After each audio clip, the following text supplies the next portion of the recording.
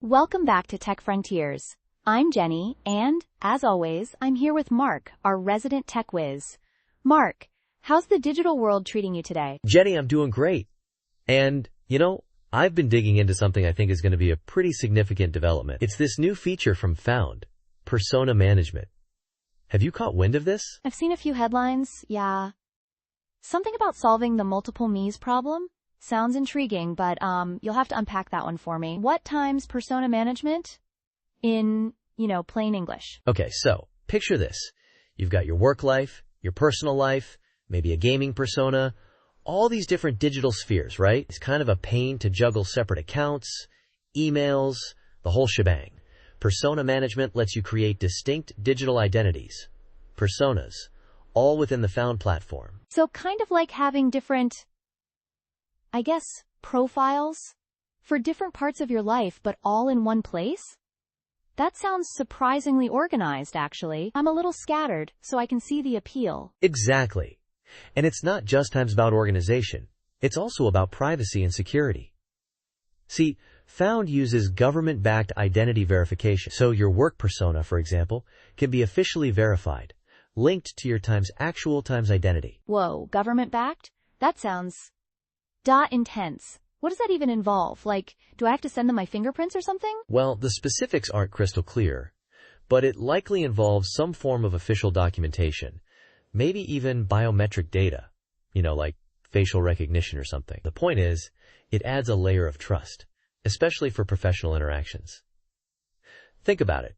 No more wondering if that CEO you're connecting with is actually a CEO. That makes sense. I get a lot of, sketchy connection requests on other platforms. It would be nice to know if someone is times who they claim to be. So it's like a built-in trust score? Right. And it also helps prevent fraud. They have a whole PR Newswire article about tackling the issue with verified identities. But, that's just one layer. They've also got this AI-powered spam blocking. It's like having a super smart gatekeeper for your communications. AI, of course.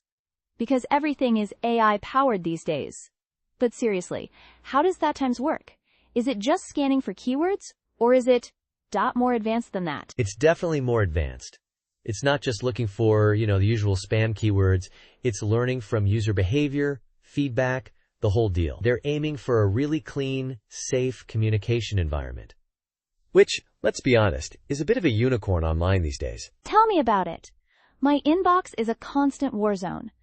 So how does this Phound thing compare to, say, WhatsApp or Slack? Those are pretty much the go-to platforms for most people. That's a great question. WhatsApp is all about end-to-end encryption, which is great for privacy.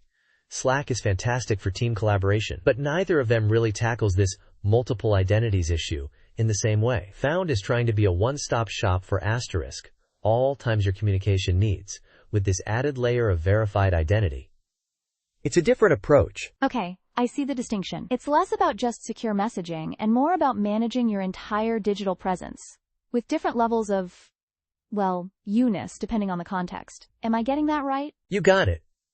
And think about the implications for, say, remote work. You can have your work persona completely separate from your family persona, even though you're using the same device, the same app. It's compartmentalization. That's actually really appealing.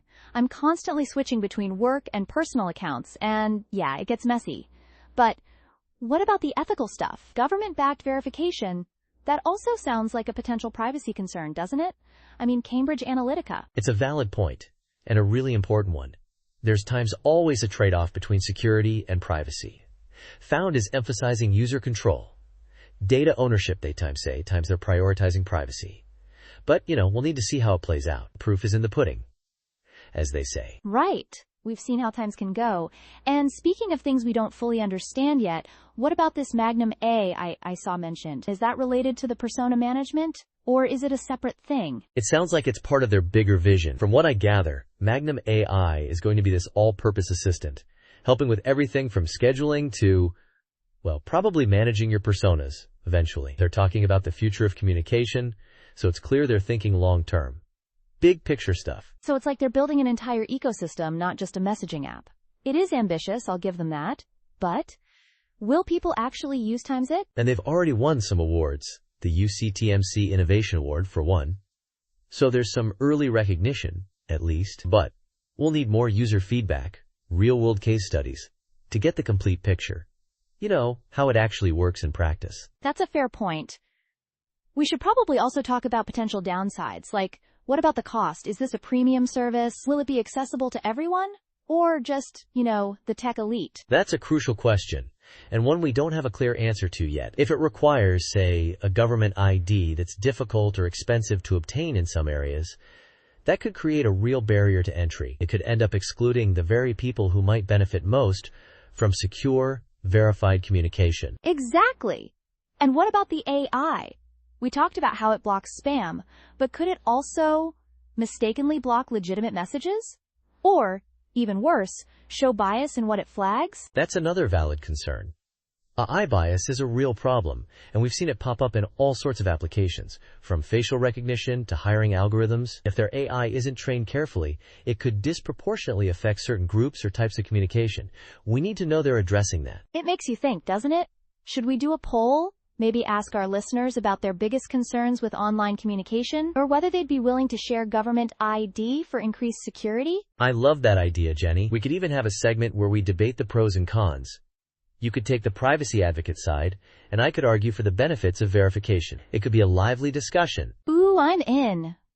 We could call it the Great Digital Identity Debate. We could even bring in some outside experts, someone to represent Phound, perhaps, and maybe a digital privacy lawyer. Perfect. It would give our listeners a well-rounded view of the issue. And we could have a future tech segment too, and make predictions. Will we all have multiple digital personas in 5 years? 10? I like where your head's at. It's one thing to have a cool concept, another to implement it. But I'm intrigued. This whole multiple me's thing, it's a problem I didn't even realize I had. I'm gonna check out Phound. See? I told you it was interesting. It's like they've taken all the messy parts of online communication and said, let's fix this. And the AI, the verification, it's all pointing towards a more trustworthy, organized digital world. Or, at least, that's the idea. Well, I'm cautiously optimistic. Thanks for breaking it down, Mark. You've given me and our listeners a lot to think about. And that's all the time we have for today. Join us next week as we delve into